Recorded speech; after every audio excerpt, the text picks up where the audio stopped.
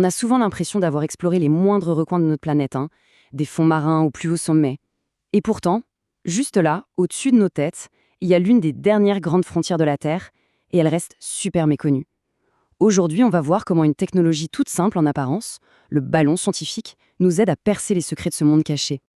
La question qui nous intéresse, elle est simple au fond. Qu'est-ce qu'il y a vraiment tout là-haut ? Parce que la stratosphère, ce n'est pas juste du vide, c'est une immense frontière, à la fois biologique et chimique, qui n'attend que d'être explorée. Il pourrait y avoir tout un écosystème là-haut, complètement invisible pour nous. Cette immensité, cet isolement, c'est vraiment ça qu'on ressent en voyant ces images de la stratosphère. C'est un environnement totalement extrême, un véritable océan d'air où se déroulent des processus qu'on commence à peine à comprendre, et qui pourtant influencent tout ce qui se passe en dessous. C'est là que se passe notre exploration. Et attention, ce n'est pas qu'une idée un peu poétique. La science elle-même le dit. Cette citation de 2014 le souligne bien. On est encore au tout début de la compréhension de la vie qui pourrait exister dans notre propre atmosphère. C'est fou, non ? D'accord, mais alors, pourquoi ? Pourquoi cette partie de notre planète est-elle si difficile à étudier ? D'où vient ce manque, ce déficit dans nos observations ? C'est ce qu'on va voir tout de suite. Bon, rentrons un peu dans le technique. Il y a une zone clé qu'on appelle la couche de la troposphère tropicale, ou TTL. Il faut voir ça comme une sorte de grand sas, le portier de la stratosphère en quelque sorte. C'est le point de contrôle majeur entre l'atmosphère où on vit et la stratosphère juste au-dessus. Et ce qui passe par cette porte, eh bien, ça a des conséquences sur le climat de toute la planète. Et donc, le problème, c'est que nos outils habituels sont un peu à la peine. Les avions de recherche, par exemple, ne peuvent pas rester bien longtemps dans cette zone. C'est trop haut, l'air est trop peu dense pour eux. Quant aux satellites, ils voient tout, mais de très loin, avec une précision qui n'est pas suffisante. C'est un peu comme essayer de lire les détails d'une fourmi depuis un avion. On rate l'essentiel. Et c'est là qu'arrive le héros de notre histoire, le ballon scientifique. Une technologie qui nous vient du XVIIIe siècle, mais qui a été complètement adaptée pour la science de pointe d'aujourd'hui.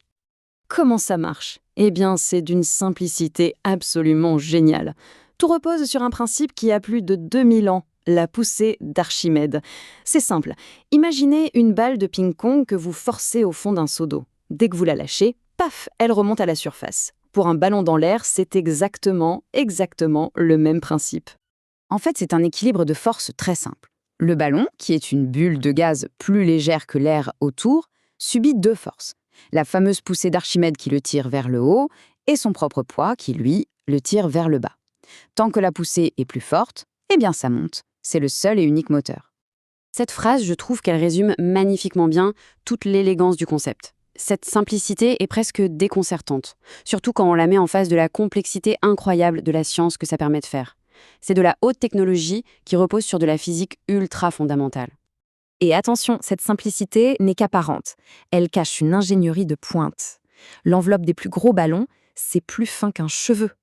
Et pourtant, ce film plastique est capable de soulever des tonnes de matériel scientifique à plus de 40 km d'altitude. C'est juste dingue. Bon, allez, passons à la pratique. Voyons un peu comment tout ça fonctionne en vrai. Comment on passe de la théorie à la collecte d'échantillons à des dizaines de kilomètres au-dessus du sol.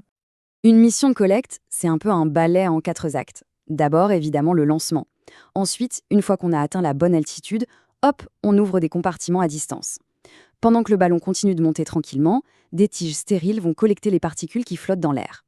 Et enfin, une fois la mission terminée, on coupe le lien avec le ballon et la charge utile redescend gentiment sous parachute pour qu'on puisse la récupérer. Et si on regarde à l'intérieur de cette charge utile, chaque pièce a un rôle super important. Le boîtier électronique, c'est le cerveau de l'opération. C'est lui qui donne les ordres au bon moment. Les chambres d'échantillonnage, elles, protègent les collecteurs.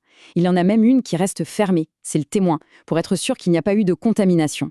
Et bien sûr, les balises GPS et le parachute, c'est vital pour retrouver nos précieux échantillons. Voilà, maintenant on sait comment ça marche. Mais le plus intéressant, c'est de voir ce que ça nous permet de découvrir.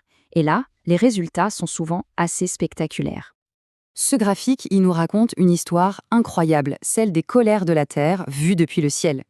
Il montre la quantité de particules, d'aérosols, dans la stratosphère au fil du temps. Chaque grand pic, c'est une éruption volcanique majeure. El Chichon en 82, Pinatubo en 91, et regardez tout à droite ce pic immense. C'est la récente éruption du Unga Tonga Unga Apai, un événement complètement hors norme. Et là, on a le lien direct entre l'outil et la découverte. À gauche, un lancement de ballon. À droite, les données qui ont été recueillies par des instruments similaires, mais au-dessus du Brésil, des mois après l'éruption du Onga Tonga qui a eu lieu à des milliers de kilomètres de là. Les différentes lignes montrent bien des concentrations de particules anormalement élevées et bien plus haut que d'habitude. Mais la découverte la plus folle, c'est ce qu'étaient ces particules.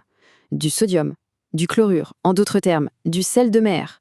C'est la preuve incroyable que cette éruption sous-marine a été tellement puissante qu'elle a littéralement catapulté des quantités énormes d'eau de mer directement dans la stratosphère. C'est un phénomène que seuls des prélèvements sur place, par ballon, pouvaient confirmer avec une telle certitude. Et la polyvalence de cette plateforme est juste bluffante. Les ballons ne servent pas qu'à ça, loin de là. Ils ont été cruciaux pour comprendre le trou de la couche d'ozone, ils traquent les gaz à effet de serre, ils servent de télescope pour observer notre galaxie ou détecter des rayons cosmiques, ils servent même de banc d'essai pour des instruments avant de les envoyer sur des satellites. On le voit bien, l'aventure est très très loin d'être terminée. En fait, chaque réponse apporte son lot de nouvelles questions et les ballons sont vraiment au cœur des prochaines grandes missions d'exploration. Et la prochaine grande étape, elle a déjà un nom, c'est Stratéole 2.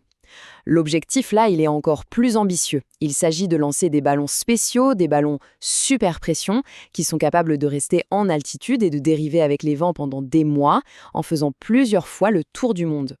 L'objectif de Stratéole 2, il nous ramène à cette zone critique dont on a parlé tout à l'heure, cette fameuse porte d'entrée de la stratosphère. L'idée, c'est de suivre les masses d'air depuis les tropiques pour enfin comprendre comment l'énergie et les produits chimiques sont transportés de l'équateur jusqu'au pôle. C'est un mécanisme clé de notre système climatique global. Cette image, elle capture à la fois la poésie et l'ambition de ces missions. Un simple ballon qui flotte en silence dans cette immensité noire, en route pour nous livrer les secrets de notre atmosphère. C'est un rappel de toute la beauté qu'il y a dans l'exploration scientifique. Finalement, depuis la toute première montgolfière des frères Montgolfier jusqu'au laboratoire flottant d'aujourd'hui, le ballon n'a jamais cessé de repousser les limites de ce qu'on sait. Il est là pour nous rappeler qu'il reste encore tellement de choses à découvrir, juste là, au-dessus de nous. La question reste entière. Quelle sera la prochaine révélation ?